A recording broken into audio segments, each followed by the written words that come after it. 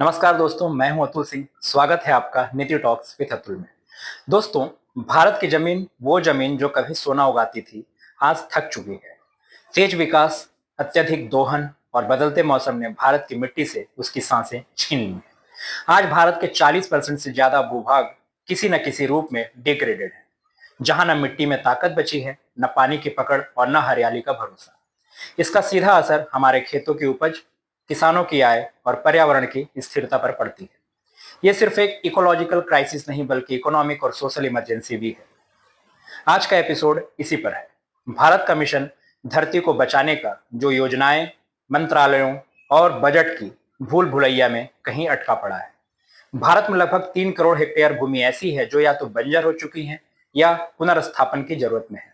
हर साल इस क्षरण में जीडीपी का 2.5% तक नुकसान होता है। अगर इसे ठीक नहीं किया गया तो 2030 तक भारत की कृषि उत्पादकता में 15 से 20% की गिरावट संभव है। यानी ये सिर्फ किसान की नहीं, देश की फूड सिक्योरिटी, न्यूट्रिशन और इकोनॉमी तीनों की जंग है। पर अब सवाल यह उठता है, भारत ने इस दिशा में क्या किया है? 2016 से 2022 तक के केंद्रीय बजट में 20 प्रमुख योजनाएं ऐसी पाई गई जो किसी न किसी रूप में लैंड रिस्टोरेशन से जुड़ी थी। इनमें 5 मंत्रालय सबसे महत्वपूर्ण थे: पर्यावरण और जलवायु परिवर्तन मंत्रालय, कृषि और किसान कल्याण मंत्रालय, ग्रामीण विकास मंत्रालय, जल शक्ति मंत्रालय, पशुपालन मंत्रालय। हर मंत्रालय ने अपने तरीके से योगदान दिया, पर नतीजा खंडित और असंगठित प्रयास। पर्यावरण मंत्रालय, green India mission, integrated wild life habitat, R&D on conservation. कृषि मंत्रालय, soil health, agro forestry, organic farming.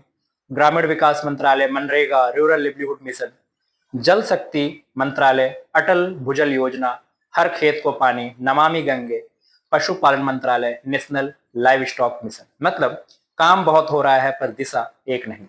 हर मंत्रालय अपने अपने दायरे में है, लेकिन किसी ने इस इकोलॉजिकल इमरजेंसी को एक साझा लक्ष्य की तरह नहीं लिया। अब आते हैं नंबरों पर। कृषि मंत्रालय ने 2016 से 2017 में 6,000 करोड़ आवंटित किए थे।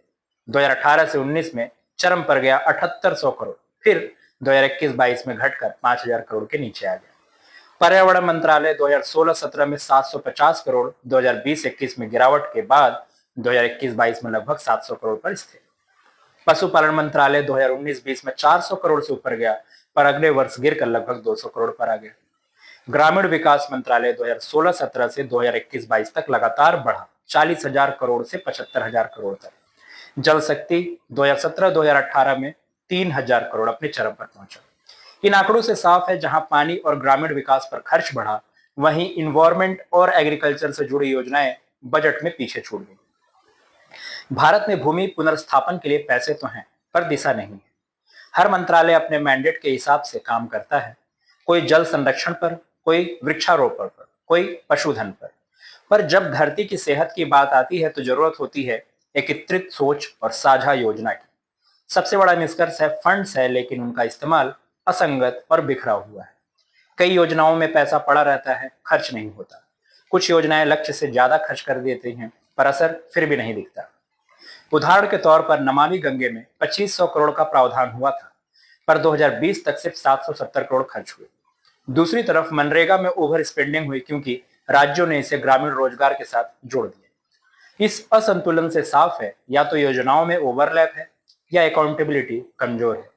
कई योजनाएं बिना वैज्ञानिक योजना के चलती हैं। प्लांटेशन तो होता है पर सर्वाइवल रेट नहीं मापा जाता। सॉइल कंजर्वेशन तो लिखा जाता है पर फुल डेटा नहीं जुटता। फंडिंग तभी मीनिंगफुल होगी जब उसका उपयोग साइंस बैक्ड रेस्टोरेशन में हो।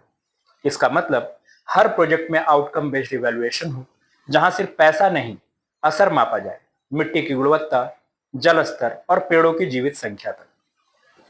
यहाँ एक बड़ा मोरल क्वेश्चन है, धरती की बात करने वाले लोग धरती पर रहने वाले लोगों को कितना सुनते हैं? भूमि पुनर्स्थापन की योजनाओं में अक्सर स्थानीय समुदाय की भागीदारी नहीं होती, पर असली कस्टोडियंस वही हैं जो इस जमीन पर रहते हैं। अगर ट्राइबल कम्युनिटीज या छोटे किसान डिसीजन मेकिंग में शामिल हों, तो रेस्टोरेशन सिर्फ इकोलॉजिकल नहीं, लिवलीहुड ट्रांसफॉर्मेशन भी बन सकता है। इस पूरे क्षेत्र में आर्थिक संभावनाएं बहुत बड़ी हैं। अंतर्राष्ट्रीय रिपोर्टों के अनुसार हर $1 जो रेस्टोरेशन में खर्च होता है, वो $7 के इकोलॉजिकल बेनिफिट देता है। भारत में अगर हम 10 सालों में लैंड रेस्टोरेशन को जीडीपी के 1% से जोड़ दें, तो इससे 2 करोड़ से ज्यादा रूरल जॉब्स बन सकते हैं। यह केवल पर्यावरण का नहीं, रोजगार और अर्थव्यवस्था का भी मिशन है। भारत को एक coordinated, science based, accountable restoration roadmap चाहिए, यानी मंत्रालयों में तालमेल, अनस्पेंड फंड्स की निगरानी, आउटकम मेजरमेंट्स और लोक भागीदारी। क्योंकि अगर रेस्टोरेशन योजनाएं कागज पर ही रह गई तो 2047 का विकसित भारत सपना अधूरा रहेगा। दोस्तों, किसी देश की असली संपत्ति सोना, तेल या शेयर नहीं होते, बल्कि वो मिट्टी होती है जो जीवन देती है। अगर वो मिट्टी बीमार पड़ जाए तो बाकी सब विकास सिर्फ आंकड़े बन जाते हैं। अब वक्त है कि हम जीडीपी ग्रोथ के साथ साथ ग्रीन डेवलपमेंट को भी मापें, क्योंकि धरती को सिर्फ पेड़ों से नहीं, नीतियों से भी बचाया जा सकता है। Thank you.